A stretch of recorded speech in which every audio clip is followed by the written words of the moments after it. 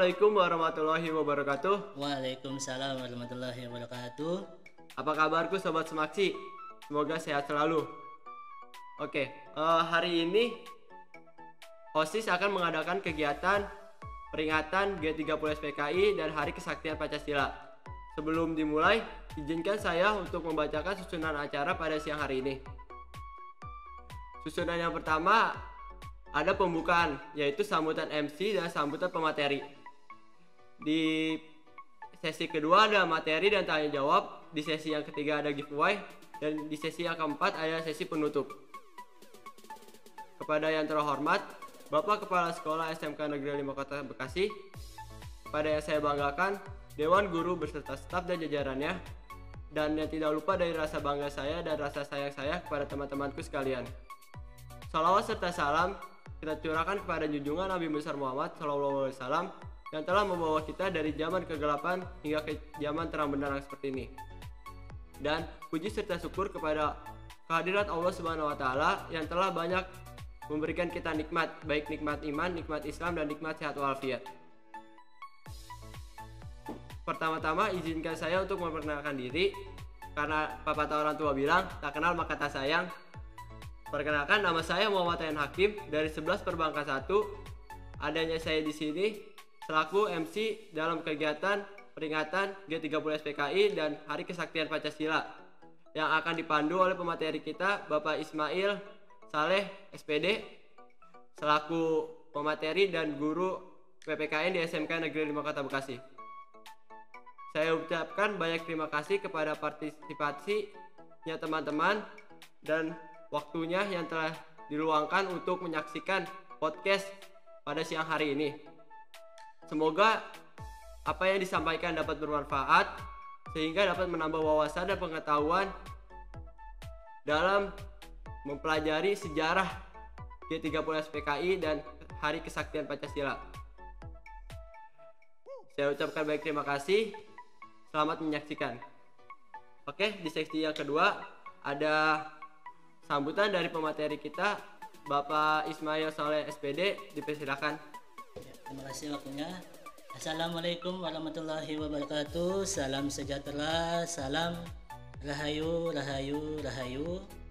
Yang saya hormati Kepala Sekolah SMK 5 Kota Bekasi, Bapak Dr. Agus Setiawan MSI, para guru SMK 5 yang hebat ya, dan staf dan karyawan SMK 5 Kota Bekasi. Pertama-tama saya ucapkan terima kasih atas dukungan Kepala Sekolah SMK 5 Kota Bekasi dalam memberikan sebuah wadah secara virtual kepada anak-anak kami, khususnya OSIS di sini, dalam memberikan sebuah peringatan secara virtual yang akan ditonton oleh siswa-siswi SMK 5 Kota Bekasi melalui YouTube OSIS ya? Iya, OSIS. Ya, dan YouTube, Instagram jangan ya, lupa. YouTube OSIS SMK Kota 5 Bekasi secara virtual mengenai peringatan G30 SPKI dan Hari Kesaktian Pancasila. Ada satu kata mutiara yang ingin Bapak sampaikan di sambutan ini, bahwa negara yang kuat adalah negara yang tidak akan pernah melupakan sejarah kelamnya. Karena apa? Bangsa yang kuat akan selalu mengingat masa lalunya agar masa lalunya tidak terulang kembali kepada anak cucu mereka. Ya, jadi yang namanya peringatan G30 SPKI dan Hari Kesaktian Pancasila salah satu upaya SMK 5 Kota Bekasi mempersembahkan bahwa sejarah bangsa Indonesia pernah diwarnai dengan aksi pengkhianatan di tahun 1948 dan 1965. Ya, oke, cukup sekian dari Bapak. Bapak lanjutkan lagi kepada moderator MC podcast SMK 5 Kota Bekasi. Oke, baik Pak, makasih. Sambutannya sangat menarik nih. Sepertinya akan menarik sampai akhir nih. Ya, amin, amin. Ya. Oke, masuk ke sesi selanjutnya. Materi dan tanya jawab. saya ingin membacakan secara garis besar mengenai Partai Komunis sejak awal berdiri sampai sekarang. Oke, pertama, sebenarnya PKI itu apa sih? PKI itu merupakan Partai Komunis di Indonesia yang pernah ikut serta dalam sistem ketatanegaraan di Indonesia, yang setia mendukung semua sistem dan semua kegiatan yang dilakukan oleh negara, yang lambat laun berubah menjadi sebuah pengkhianatan dengan tujuan merubah ideologi Pancasila. Di Indonesia, pengkhianatan atau pemberontakan dari PKI tersebut sudah terjadi sebanyak 3 kali, yaitu pada tahun 1926, 1948, dan 1965.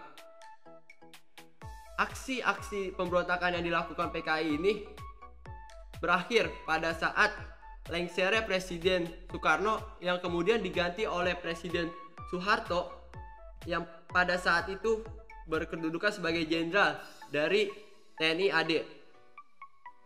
Misi dari TNI AD yaitu Jenderal Soeharto tersebut ialah membabat habis PKI di Indonesia, sehingga PKI pada saat pergantian kekuasaan Soekarno menjadi Soeharto tidak ada lagi ruang lingkup untuk berkembang dan berdiri di Indonesia.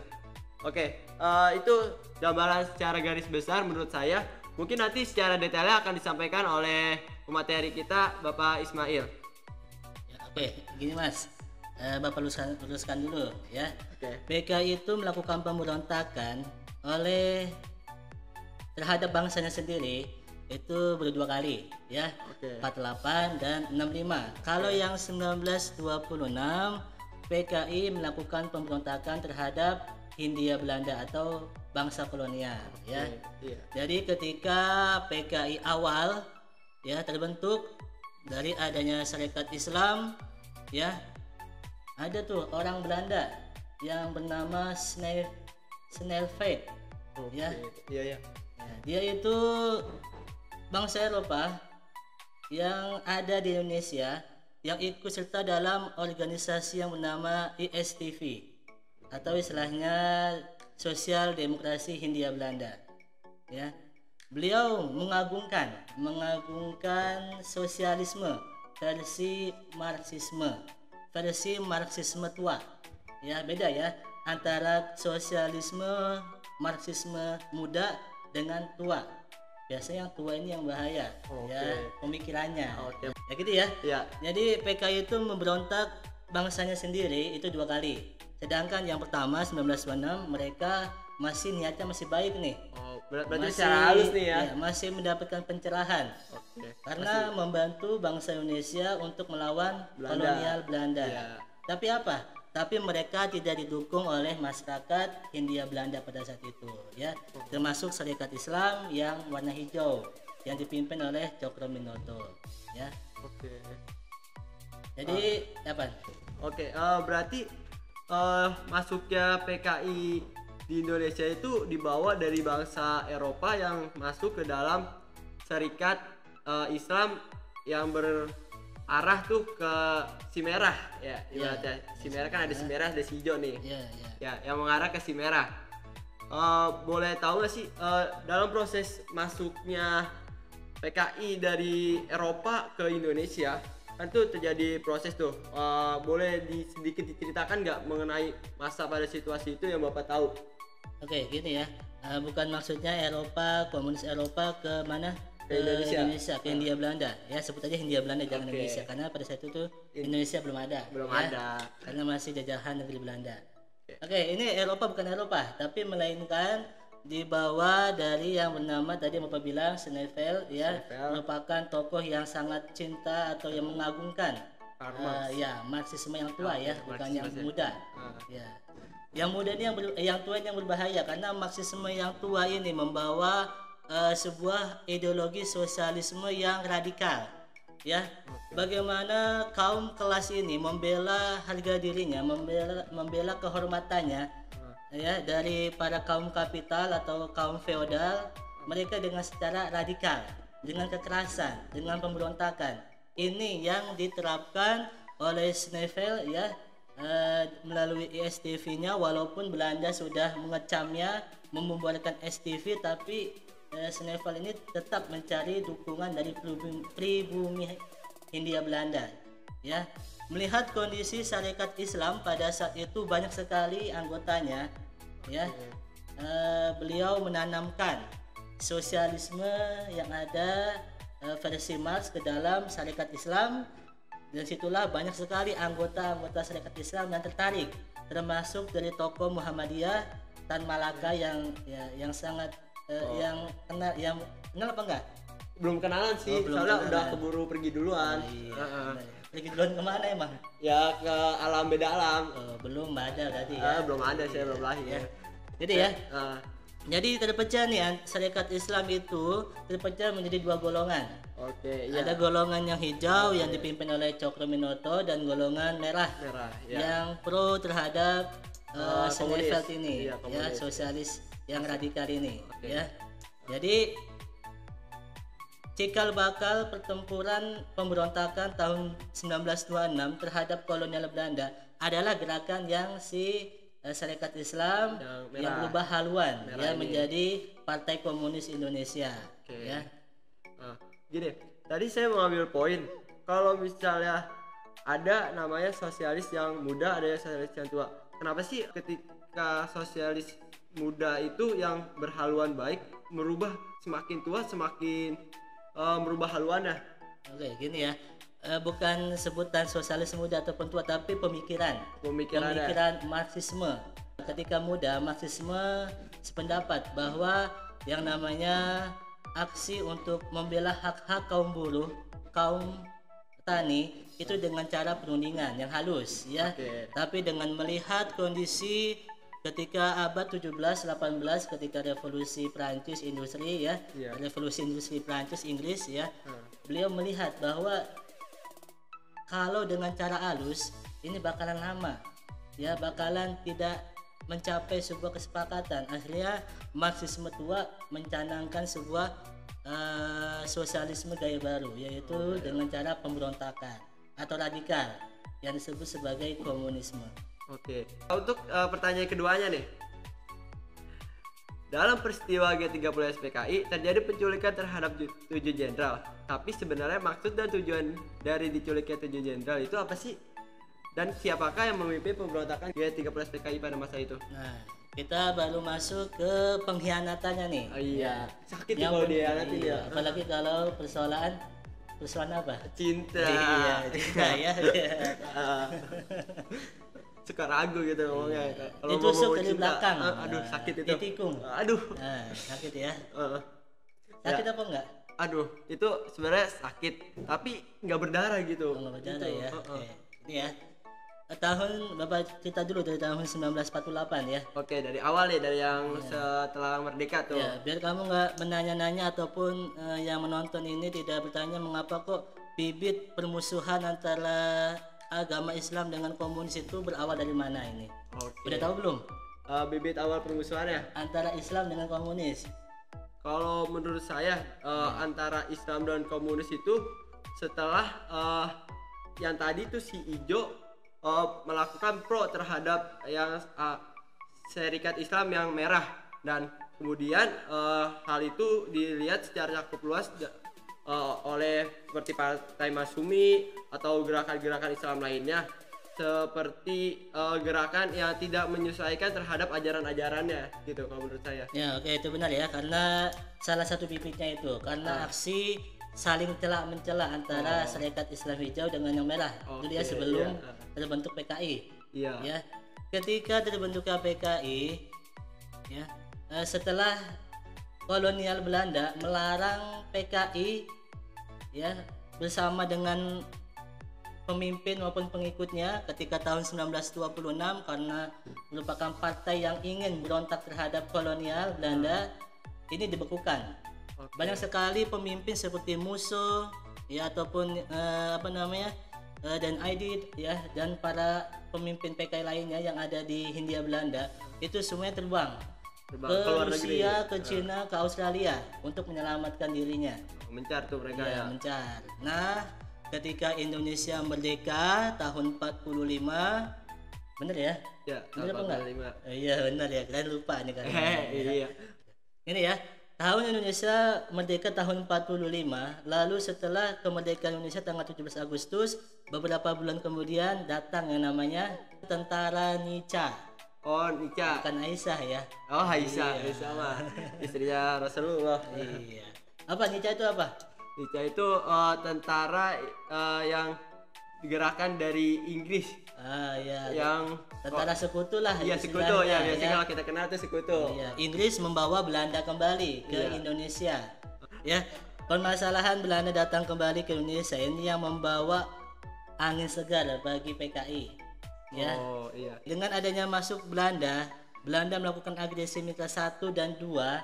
Ini mengobok-obok lah Oh, iya. bangsa Indonesia yang tadinya kesatuan berubah menjadi serikat. Serikat. Nah, Iya. dari demokrasi Pancasila berubah demokrasi liberal berubah menjadi demokrasi terpimpin. Iya. Nah, disinilah letaknya musuh yang berada di Uni Soviet membawa misi kembali. Setelah 1926 sampai dengan 1948, musuh ini mengasingkan diri ke Uni Soviet, datang kembali ke Indonesia ketika itu demokrasinya parlementer, masih parlementer. Pasti parlementer. Ya, masih iya. parlementer. Ya, datang dengan membawa surat dari pemerintahan Uni Soviet terhadap pemerintahan Indonesia supaya kita mengirimkan duta dan konsul di wilayah negara mereka. Kita dan Uni Soviet juga menaruh duta dan konsul di pemerintahan Indonesia pada saat itu. Berbentuk serikat ya, belum Iya, persatuan. masih serikat itu tujuan dari pertukaran duta itu kan untuk menaikkan nama Indonesia juga di mata Iya. dunia ya. Mencari itu apa namanya pengakuan kedaulatan juga Wah, ya. emang sesuatu harus betul diakui gitu kan. Iya. Meski kadang terlihat sombong gitu kalau pengen diakui ya. benar ya. Tapi sebenarnya gini, eh, eh, PKI tersebut atau komunis tersebut itu memang selalu menggunakan caranya tunggu musuhnya itu rendah atau sakit kan seperti saat itu surat itu datang ketika memang Indonesia sedang terombang-ambing oleh agresi-agresi yang 1 dan 2 ini yang dilakukan oleh Belanda. Nah, mungkin gak sih ada kaitannya misalnya dorongan secara opini dari PKI tersebut kepada agresi-agresi yang terjadi. Oke, untuk antara hubungan Belanda dengan komunis ini tidak ada hubungannya, Oh, tapi tidak ada komunis yang memanfaatkan kedatangan Belanda kembali, Oke. ya. Karena antara kapital liberal versus komunis sosialis itu sangat Berbeda. sangat bertentangan, ya. Karena ini musuh, ya musuh kapital adalah sosialis. Sosialis adalah musuh dari kapital. Oke. Ya, jadi gini ya, ketika musuh datang, musuh adalah teman baiknya Soekarno. Oh, teman baik. Iya, yang teman main namanya- masa kecil. Ya masih muda, bukan masih kecil. Soekarno muda, musuh muda sama Tan Malaka ini satu guru yaitu Hasto Kroaminoto. Satu Gurunya sosialisme Indonesia. Oke. Ya, jadi yang namanya teman lama ketika udah nggak ketemu pasti kan say hello. Kangen. Ya, ya, apalagi dengan membawa misi tertentu. Oke. Ketika ditanyakan oleh Soekarno, misi kamu ketika datang kembali apa? Saya akan membantu kalian Indonesia untuk mempertahankan kemerdekaan. Oke. Musuh menawarkan poros Indonesia baru. Oke. Tapi kalau saya bingung begini, sebenarnya Soekarno itu tahu nggak sih kalau musuh ini itu sebenarnya itu komunis yang bakal merubah poros Indonesia menjadi sistemnya komunis gitu. Sebenarnya Oke, gini Soekarno ya. itu tahu nggak sih? Di benak Soekarno merupakan sosialis juga. Oh, sosialis. Sosialis muda. Ketika tahun 1926 istilah Nasakom sudah ada. Oh, berarti Di sosialis benak muda itu pemikiran yang beliau. halus ya. Ya. Sosialis muda Nanti itu yang halus Nasakom ya? nanti lanjut ke demokrasi terpimpin ketika adanya dekret presiden mengeluarkan ideologi yang namanya Nasakom. Oh, Ya. oke. Jadi gimana ya? Di mata Soekarno, PKI itu masih baik. Karena 1926 PKI itu membantu untuk memerdekakan Hindia Belanda dari kolonial. Dengan pemberontakan itu ya. Iya, tapi ya gagal karena tidak didukung oleh syarikat Islam ataupun para Budi Utomo, organisasi yang ada saat itu. ya oke, organisasi pada saat itu tidak mendukungnya ya. Iya. Jadi anggapan beliau itu musuh datang untuk membela bangsanya. Oke. Jadi udah gimana ya, Sampai teman lama kan ya, udah teman teman-teman lama. memberikan sebuah bantuan Iya. ketika Indonesia sedang dijajah kembali kedatangan Belanda Heeh. ya, maka ya udah terima ya. Tapi ini yang namanya musuh ini sangat pintar, yang memanfaatkan situasi ketika Amir Syarifuddin yang merupakan mantan Menteri Pertahanan Iya. ketika Republik Indonesia Serikat ya, ini menghasut supaya yuk kita sama-sama mengambil alih, karena Amir Syarifuddin ini juga kecewa terhadap Soekarno, Oke. kecewa ya Ah. karena dari hasil KMB. Oh, KMB itu. Ya, KMB Renville kan Amir Syarifuddin adalah perwakilan dari Renville ya, Iya, Indonesia perwakilannya. di Renville ya. Iya. Nah di KMB ini ya beliau kecewa. Beliau membentuk yang namanya Front Demokrasi Rakyat tahun 1948 awal ya, sebelum tercetus yang namanya pemberontakan di Madiun. Oke. Pemberontakan Madiun itu ada 3 tahap.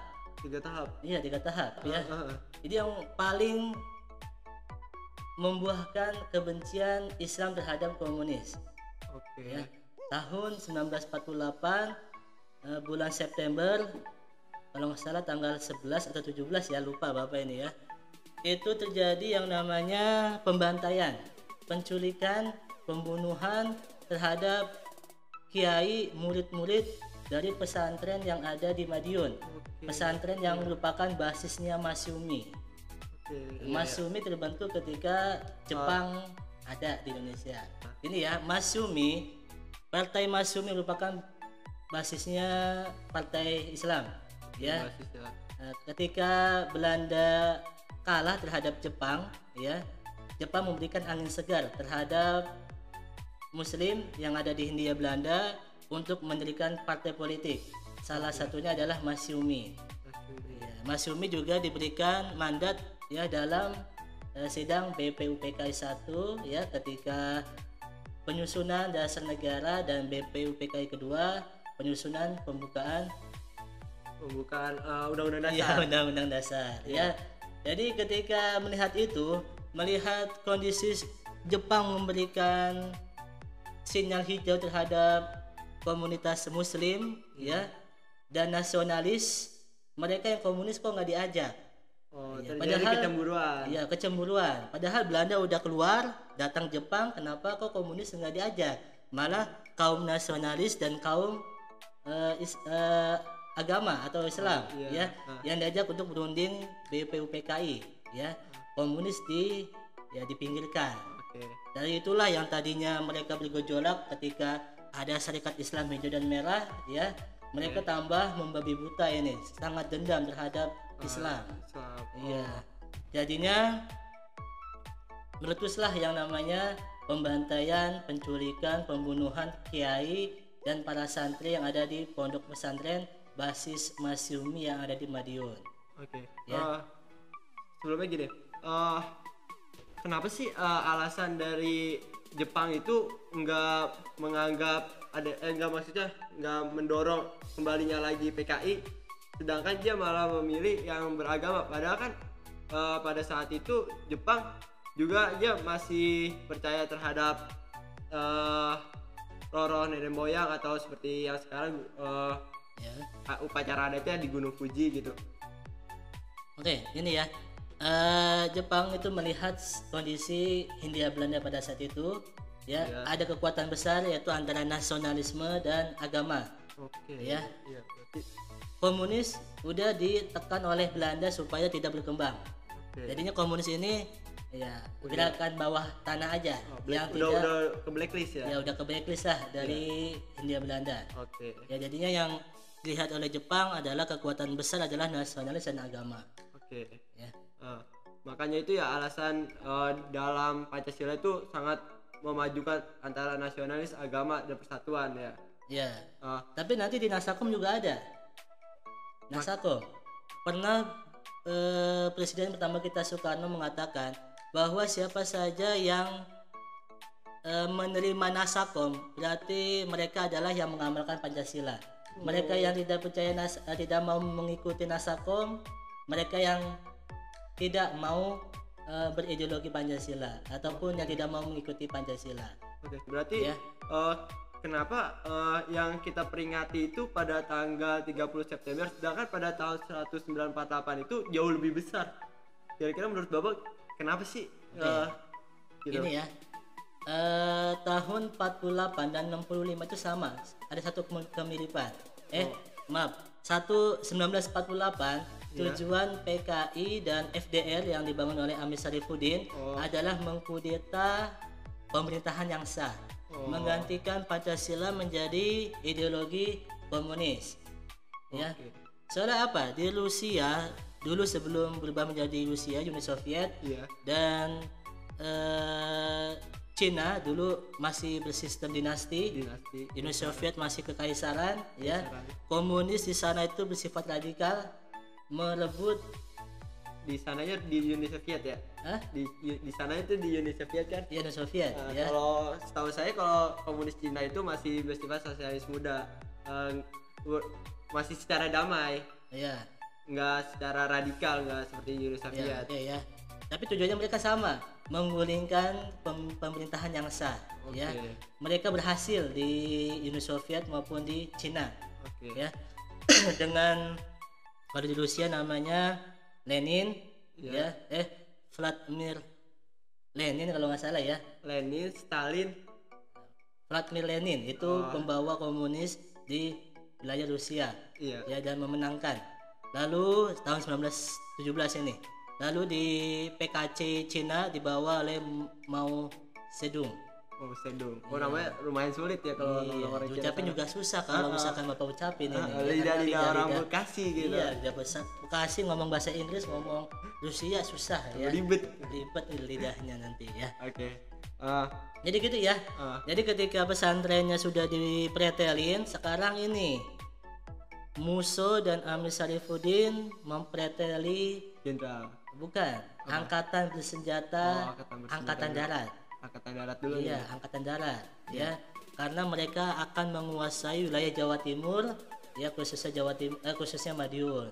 Berarti PKI udah mengetahuinya nih sebelumnya. Dulu gini ya, ada sebuah info yang diberikan kepada salah satu jenderal angkatan darat yang berkhianat kepada atau yang berhaluan kepada PKI, membocorkan bahwa nanti Batalion Siliwangi akan mempreteli FDR yang ada di Madiun, Solo, Jogja.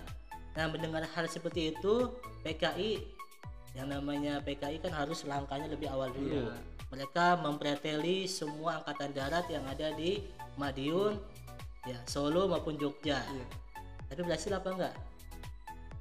Kalau untuk mempretelinya berhasil, tapi untuk misinya saya bilang gagal. Iya. Mempreteli angkatan darat kita berhasil. Iya. Tapi untuk misinya gagal. Ya, dulu.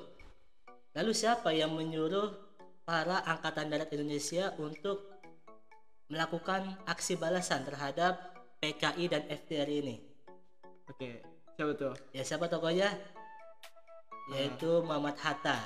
Iya, Muhammad Hatta yang tidak senang dengan kedatangan musuh, ya, langsung mengerahkan angkatan darat Indonesia, ya, udah terbentuk Indonesia, untuk membalas dendam, ya, karena sudah dipreteli tentaranya gantian membalas atau memberontak. Akhirnya dalam sekejap Batalion Siliwangi itu berhasil melakukan perebutan wilayah yang ada di Jawa Timur, Solo dan Jogja. Ya. Jadi ketika pemberontakan itu antara PKI dengan Indonesia, ya, tentara Indonesia, itu terbunuh yang namanya Musso. Amir Syarifuddin bisa kabur.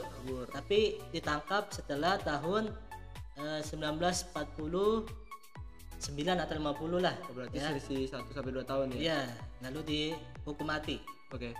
Gini, sebenarnya menurut Bapak Indonesia itu kan berada ibaratnya di tengah-tengah, yaitu berideologi Pancasila. Nah, yang di sisi baratnya itu ideologi kapital dan metropolitanisme.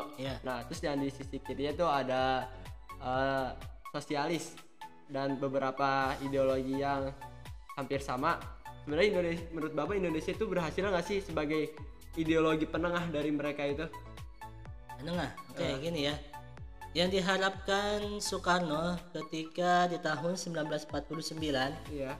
ya, dengan adanya dekret presiden ya, maupun adanya perebutan kembali wilayah Irian Barat yang dikenal sebagai Trikora, Tiga Komando Rakyat ya.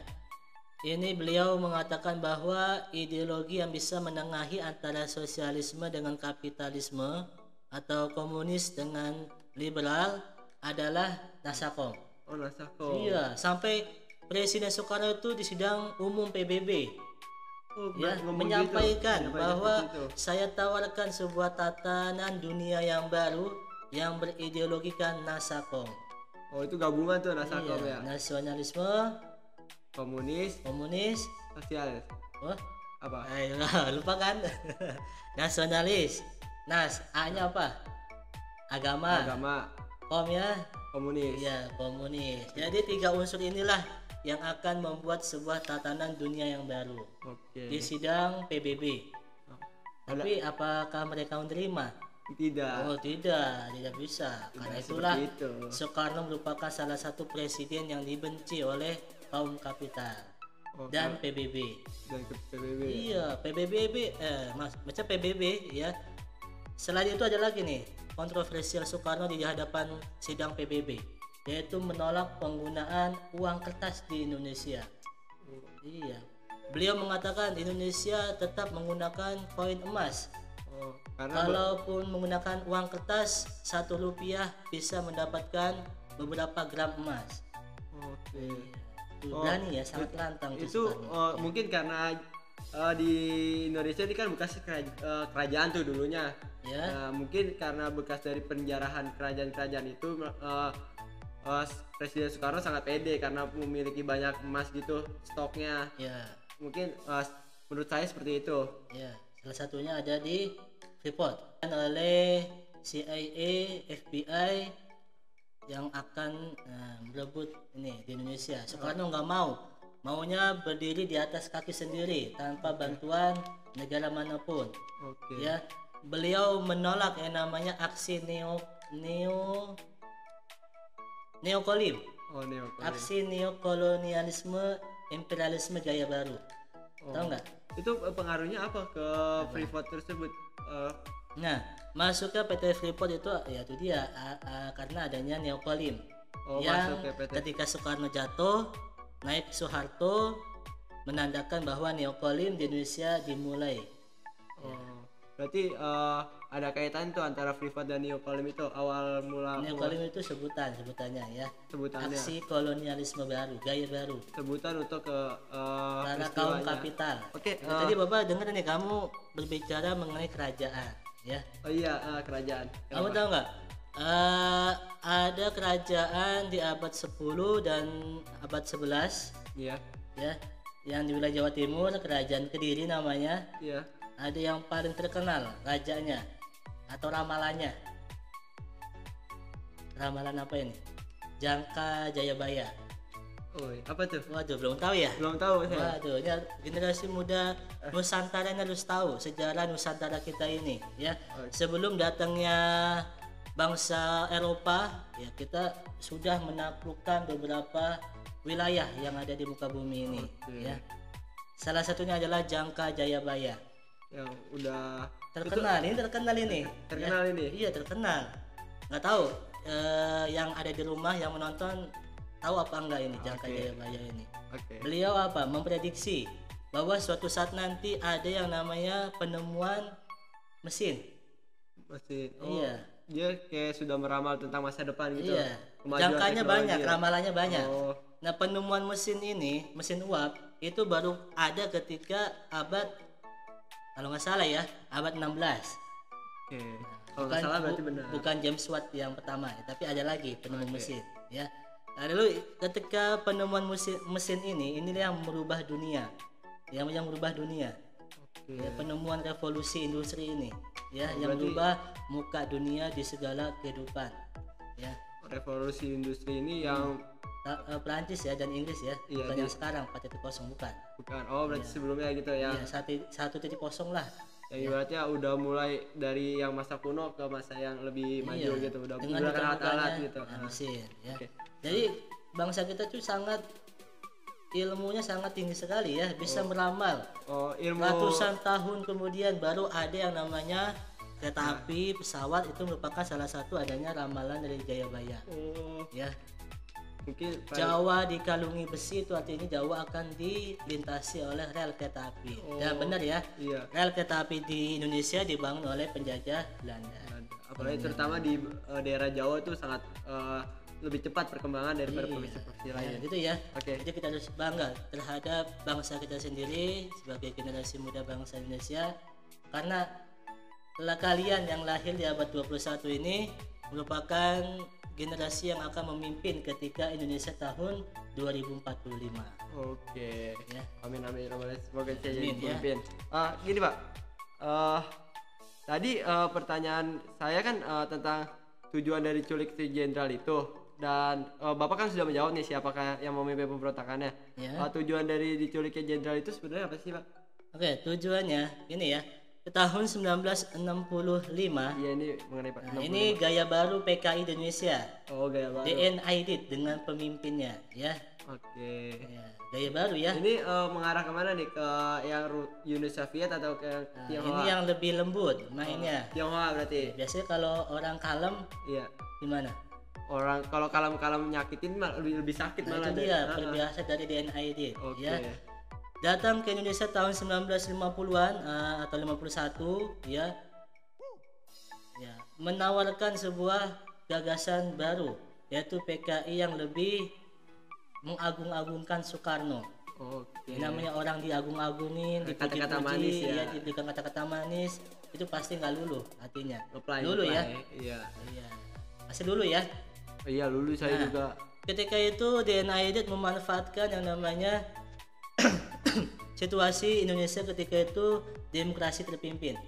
Ya. Semuanya dipegang oleh Presiden Soekarno. Hal inilah yang menyebabkan dua proklamator negara kita terpecah. Ya, Muhammad Hatta terpisah, mengundurkan dirinya sebagai wakil presiden akibat Soekarno yang bersifat otoriter atau yang mau menang sendiri. Oke, otoriter Ya. nggak mau diganggu gugat nih Iya, pokoknya keputusannya nih. beliau ingin menjadi presiden seumur hidup. Oke. Ya, ini iya. salah satu penyimpangan demokrasi terpimpin. Ya, Ya. sebenarnya dari sistem demokrasi terpimpin ini sama komunis itu ada sih nggak kaitannya? Ya, ada kaitannya. Eh, Komunis memanfaatkan kondisi Indonesia ketika Indonesia menggunakan demokrasi terpimpin. Oke, berarti Iya. komunis selalu memanfaatkan nih ya. Iya, selalu setuju. Soekarno bilang ini, mereka dukung. Oke. Soekarno mau ini, mereka laksanakan. Oke. Makanya ketika di era tahun 1955 ketika pemilihan umum pertama Ya. ya, PKI itu menempati urutan keempat partai dengan suara terbanyak selain dari PNI, Masyumi, NU dan PKI. Untung nggak urutan pertama nih. Kalau urutan Iya. pertama ntar menang dia. Iya, bahaya ya. Ada cara yang unik dilakukan oleh DNID ketimbang dengan musuh. Apa tuh? Tadi kan bilang mengatakan kiblatnya kemana nih? Apakah tetap kiblatnya ke Uni Soviet atau ke Cina? Ternyata ke Cina kan kalau dia edit itu. Iya, ke Cina ya. Ah, ah. Dia melihat revolusioner yang ada di Cina itu bagaimana ya, yang dipimpin oleh Mao Zedong. Oh, berarti ya, ibaratnya mencontek habis itu memodifikasinya. Iya, memodifikasinya dan diterapkan di Indonesia. Oke. Dengan cara apa? Dengan ikut mendukung program pemerintah dan duduk di dalam bangku pemerintahan, menjadi anggota DPR atau menjadi menteri. Oke. Dan salah satu menterinya Indonesia adalah Nyoto yang merupakan dari PKI, temannya DNID juga. Oke. Dari Nyoto inilah Soekarno mungkin dicuci otaknya ya. Oke. Diberikan wejangan-wejangan yang inilah, jadinya sangat dekat sekali, sangat mesra sekali antara Indonesia dengan PKI. Oke. Ya. Sehingga ketika pidato itu Presiden Soekarno menganggap partai yang paling bagus itu ya Partai Nasakom ya, komunis, partai komunis. Nah, itu nanti ketika komunisnya sudah dibasmi semua. Oh iya. Tahun 66 beliau mengatakan seperti itu ya. Oke. Jadi ya, mendengar kan yang namanya udah dikasih jabatan, udah dikasih bangku di DPR, parlemen, udah dikasih keleluasaan untuk mendoktrin masyarakat Indonesia untuk masuk ke PKI, ya. Tiba-tiba Soekarno sakit. Sakit. Dia dimanfaatin lagi tuh. Nah, sakit dan udah tua ini, takutnya meninggal ketika Di pertengahan perjalanan. ya di pertengah kepemimpinan beliau. Lalu apa yang dilakukan oleh manusia yang biasa ketika sudah diberikan hidup enak, diberikan jabatan, diberikan ini, pastilah ketika melihat tokohnya ini sedang sakit, apa yang dia lakukan? Ya, lebih mencuci otaknya lagi sehingga terjadi kebijakan-kebijakan yang menurut saya menguntungkan gitu. Ya itu ya. Nah, namanya manusia normal pasti akan mengedepankan Kepentingan. kepentingannya dulu. Ya sama seperti ketika DNI pada saat itu, ya. Iya. Beliau melihat Soekarno sudah tua, sudah sakit-sakitan, ya. Takutnya ketika Soekarno meninggal digantikan oleh presiden yang benci terhadap PKI, maka PKI akan disingkirkan. Iya. Ya. Jadi musuh DNI mendengarkan bahwa ada yang namanya isu Dewan Jenderal. Dewan Ya, Jenderal. Dewan Jenderal, ya ketika itu musuh ketika bulan Agustus, ya, ini lagi sakit parah-parahnya Soekarno bulan Agustus, lagi di Cina, langsung terbang ke Indonesia membawa dokter dari Cina untuk merawat presiden, dan yang dikatakan oleh dokter tersebut adalah Soekarno ini tidak akan bertahan lama ketika terjadi tekanan konflik atau pemberontakan. Oleh sebab itulah musuh ingin merangkul Soekarno melindungi kekuasaan Presiden Soekarno yang seumur hidup, supaya PKI ini tetap langgeng sampai tahun-tahun berikutnya, ya. Tapi mendengarkan bahwa ada isu namanya Dewan Jenderal ingin mengambil alih kekuasaan Presiden Soekarno, ya, maka PKI sama seperti tahun 1948 lebih duluan bertindak, Ingin selalu langkah lebih awal untuk mengantisipasi pengambilan alih atau kudeta yang dilakukan oleh Dewan Jenderal. Oleh sebab itu, malam tanggal 1 Oktobernya mereka melakukan aksinya yang namanya Gestapo atau Gerakan 30 SPKI. ya gitu ya. Itu mereka menculik dulu para jenderal-jenderal, ya. Lalu menyabotase bahasa kejamnya. Menyabotase RRI, ya, Radio Republik Indonesia, ya, dan menyabotase tempat lainnya, ya. Untungnya ada satu jenderal nih yang selamat dan pengawalnya itu mengakui dirinya itu. Siapa tuh? Ya untungnya ya, untungnya ada satu jenderal yang selamat dari aksi penculikan, tapi anaknya yang tidak selamat. Iya. Ya sama aja, ya. Ya. Tapi berkat beliau lah, PKI kebuka kedoknya. Iya, kebuka kedoknya. Iya. Ya. Tapi pemikiran Soekarno yang ketika itu sedang sakit melihat PKI itu bagaimana menurut kamu? Menurut saya Ketika kekuasaannya ingin diambil, dia lagi sakit, takutnya digantikan dengan yang lain, tetap ada yang melindungi, itu PKI. Mungkin gini kalau menurut saya. Jadi ketika saat itu PKI menggunakan alias-alias atau kata-kata klise seperti takutnya ada pemberontakan, jadi mereka seperti menggunakan tameng menghambat sebenarnya, padahal mereka yang ingin melakukan gerakan itu, gitu kan. Mungkin itu gambaran sedikit dari saya. Jadi dia memanfaatkan ketidaktahuan dari Soekarno nih. Soekarno kan terbaring sakit nih. Nah, sehingga kan udah gitu udah terpercaya nih. Nah, jadi melapornya mungkin ada sedikit ubahan gitu. Jadi percaya, tetap percaya bahwa PKI merupakan teman dekatnya, ya, yang bisa dipercaya ketimbang dengan angkatan darat ataupun yang lainnya. Iya, yang lainnya. DPR pun belum tentu dipercaya sama dia. Ya, soalnya musuh PKI di Indonesia itu adalah angkatan darat. Tahun 48 yang memberontakkan di Madiun, angkatan darat yang tidak bisa dipengaruhi oleh mereka. Ya, karena tahun 48 itu mereka mempreteli prajurit Siliwangi, tapi prajurit Siliwangi ini sangat terkenal hebatnya sehingga bisa membasmi FDL dan PKI. Ya, lalu ketika tahun 55 ya, ketika musuh menyampaikan supaya Indonesia memiliki angkatan kelima, angkatan bersenjata yang kelima, yang yaitu bawah ya, dari bawah ya. Ya, yaitu menggunakan kelas tani, kelas buruh, ya kelas rakyat biasa untuk dilatih militer dan dipersenjatai. Oke. Supaya apa? Ketika itu Indonesia lagi ganyang Malaysia, lagi konfrontasi dengan Malaysia. Oh, digunakan sebagai alasannya seperti itu ya. Ya, sebagai alasan Padahal, seperti itu. padahal mungkin ada alasan lain kan. Padahal alasannya sama ketika PKC menggulingkan dinasti Sing. Sing yang ada di Cina sana, Di ya. sana. Oke. Mempersenjatai tani, ya, buruh ataupun yang lainnya. Berarti DNID ini benar-benar mencontek nih ya dari Iya. sistem kerjanya berkembangnya komunis di Cina sana. Iya, mencontek benar-benar ini. Ya, Oke. berhati-hati. Oke. Tunggu Nih. bentar. Tapi ada yang menolak angkatan 5 ini tidak harus ada. Yaitu dari pihak pemerintah dan angkatan darat. Lagi-lagi ini tambah benci angkatan PKI terhadap angkatan darat. Ya. Oh, jadi tambah benci nih. Iya, tapi ada aja angkatan darat yang bisa dirasuki oleh PKI. Yaitu salah satunya adalah Letnan Untung. Letnan Untung yang memimpin gerakan G30 PKI itu. ya. Bahkan ketika G30 PKI itu kan mereka menggunakan seragam itu kan. Iya, seragam. Seragam apa? Seragam TNI AD. Iya, TNI hijau-hijau ya, bukan yang abu-abu yang AL. Iya. Bukan, ya. Gini. Situasi dalam negara kita saat ini dilihat dari sudut pandang agama seperti dibenturkan antara satu agama dengan satu agama lain. Seperti buktinya sering terjadinya pengeboman di hari-hari resmi seperti Natal atau seperti kemarin Idul Adha atau Idul Fitri dan di gereja.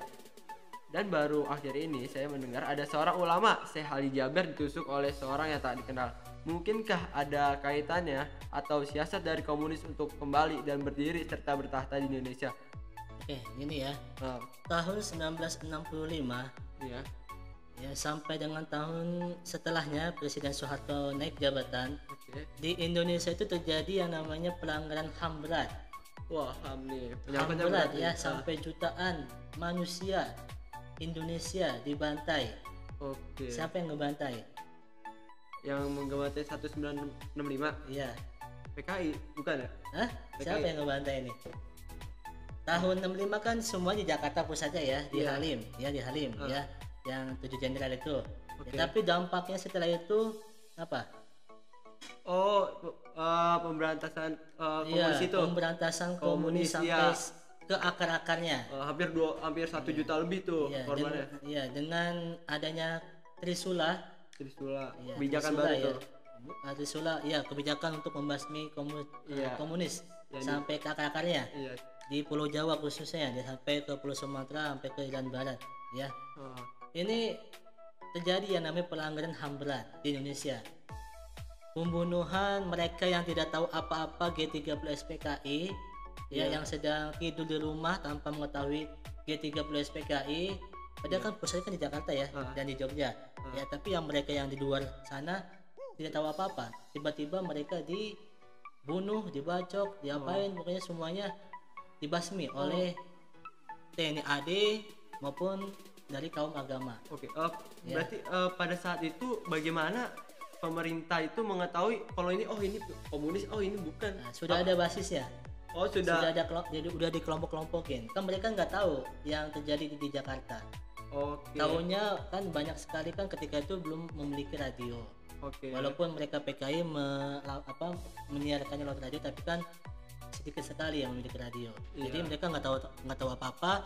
Datang TNI AD ataupun dari barisan Ansor ataupun yang lainnya membunuh mereka, ya. Oke. Berarti benar-benar diberantas nih sampai akar-akarnya Iya, dari sampai- kebijakan Trisula itu. Iya, benar, ya.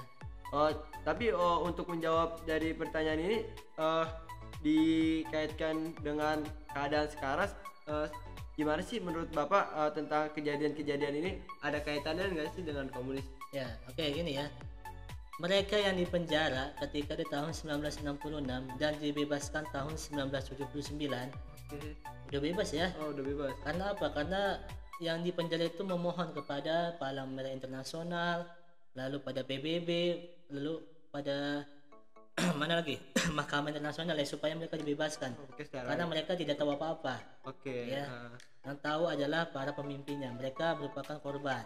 Korban. Jadi yang dari inilah anak cucunya ataupun mereka yang dulunya di penjara di Pulau Buru, Maluku, ya, Maluku ya, di penjara tuh. Tahanan politik PKI di penjara di Kepulauan Buru Maluku, mereka dibebaskan, tapi bertahap dibebasinya ya. Tahap, tapi setelah itu dilakukan pencucian otak nggak sih oleh pemerintah terhadap komunis-komunis yang baru keluar ini? Bukan pencucian tetapi dilabelin. Di Dilabel. KTP mereka dipajang namanya tulisan ex-Tapol. Ex-Tapol PKI ya. Jadi mereka nggak bisa duduk di dalam pemerintahan.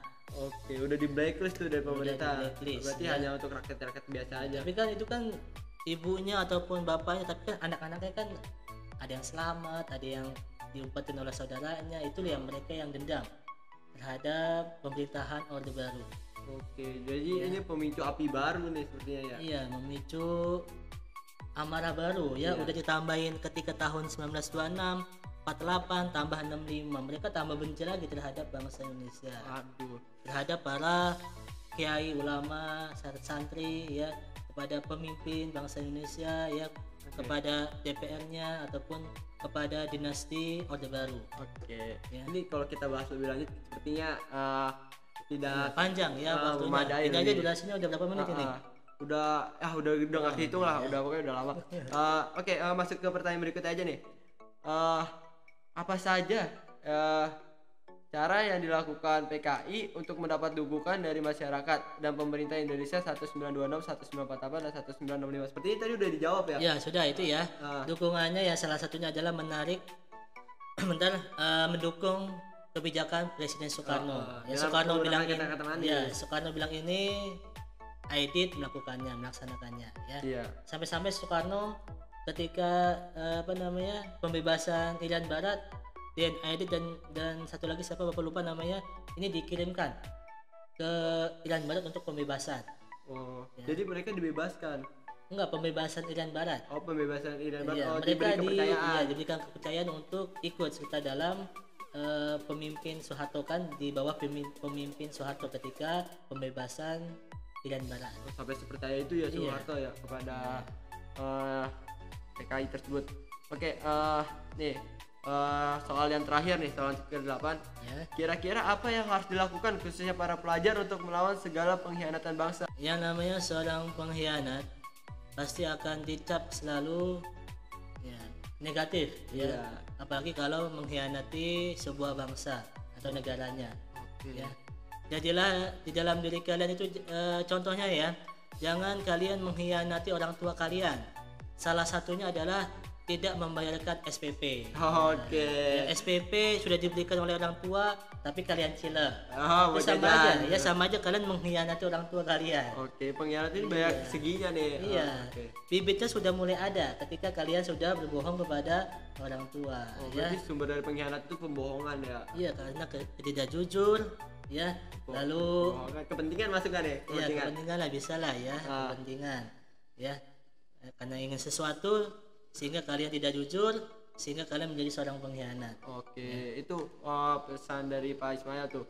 Jangan suka berbohong, jangan suka mementingkan kepentingan pribadi di atas kepentingan segalanya. Karena ya kalau kita pikir setelah kita mencilep uang nih, itu kan menjadi beban lagi untuk orang tua. Kalau orang tua kita punya uang, kalau enggak kan malah nambah masalah lagi kan.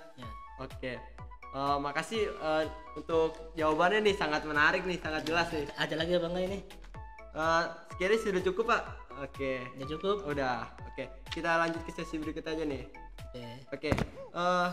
Setelah ini kita ada sesi tanya jawab, di mana kalian menjawabnya itu melalui postingan Instagram kami nih. Langsung aja ya. Di bawah. Soal yang pertama nih. Nanti kalian follow, jangan lupa follow, terus cek di postingan dan langsung di komen.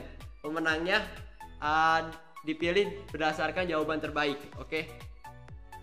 Pertanyaan pertama nih, simak baik-baik.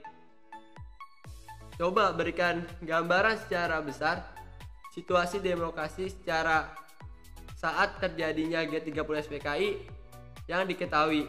Lalu pada saat Indonesia menganut demokrasi terpimpin, bagaimana menurut kalian tentang keterkaitan dari kedua sistem demokrasi ini?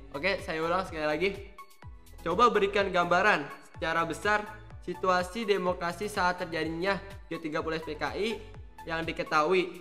Lalu pada saat Indonesia menganut demokrasi terpimpin, bagaimana menurut kalian tentang keterkaitan dari kedua sistem demokrasi ini? Oke, masuk ke pertanyaan berikutnya nih. Kira-kira apa yang harus dilakukan khususnya para pelajar untuk melawan segala upaya pengkhianatan bangsa? Jawaban terbaik ialah jawaban yang paling sesuai ya. Nanti akan ada hadiah dari kami. Oke, kita masuk ke sesi penutup. Saya ada sedikit kutipan sebelum sesi penutup. Negara yang baik bukanlah negara yang menghafal nama pahlawannya, tetapi negara yang baik ialah negara yang menghafal nama pengkhianatnya. Rocky Gerung, aktivis serta dosen UI. Oke, kurang lebihnya mohon maaf. Wassalam. Oke, boleh ngasih pesan lagi? Oke, silakan ada pesan nih kayaknya. Oke, untuk kalian yang di rumah ya ataupun yang sedang menonton, jangan pesimis melihat bangsa kita ke depannya. Tetap optimis melihat masa depan bangsa kita, khususnya di tahun 2045. Yakinlah bahwa seluruh rakyat Indonesia akan mendapatkan kesejahteraan yang merata. Oke, makasih, masukannya sangat menambah motivasi untuk kita nih sebagai generasi muda. Ya, soalnya gini, emas kita banyak. Iya. Tenang aja. Tapi disimpannya di mana? Disimpannya di mana nih? Disimpannya disimpan oleh makhluk gaib sih. Oh iya, saya ingat ya ramalan ini yang pernah ada ramalan kalau uang dari atau harta dari Soekarno itu bahkan bisa membuat Indonesia menjadi lebih maju. Iya, harta Indonesia itu akan mampu melunasi seluruh hutang setiap negara. Oke, iya saya pernah dengar nih. Dan harta itu dijelaskan bersumber dari hasil jarahan dari para kerajaan-kerajaan yang ada di Indonesia. Iya, Majapahit khususnya. Iya, itu paling kaya itu. Kaya ya. Oke, kurang lebihnya mohon maaf. Wassalamualaikum warahmatullahi wabarakatuh. See you next time.